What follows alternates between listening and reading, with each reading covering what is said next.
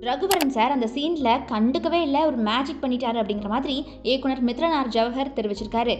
என்ன சொல்லியிருக்காருன்னா, "யாரடி நீ மோகினி" படத்துல ஒரு சீன்ல ரகுவரன் சார் சாப்பிட்டுட்டு இருப்பாரு. அப்ப தனுஷ் சார் சாப்பாடு இருக்க டேபிள எட்டி உதைப்பாரு.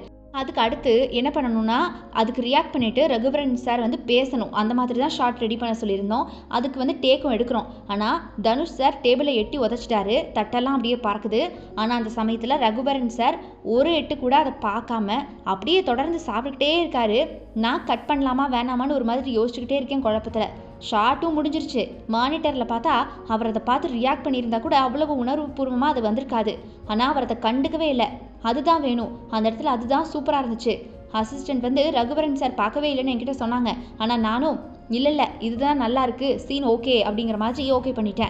படத்துல அவ்ளோ உணர்வுபூர்வமா இருந்துச்சு அந்த சீன். ரகுவரன் சார் எந்த டைம்ல எந்த மாதிரி மேஜிக் பண்ணுவாருங்கிறதே தெரியாது. அப்படிங்கிற மாதிரி அந்த ஒரு "யாரடி நீ மோகினி" படத்துல அந்த சீனை குறித்து பார்த்தீங்கன்னா, இயக்குனர் தெரிவிச்சிருக்காரு.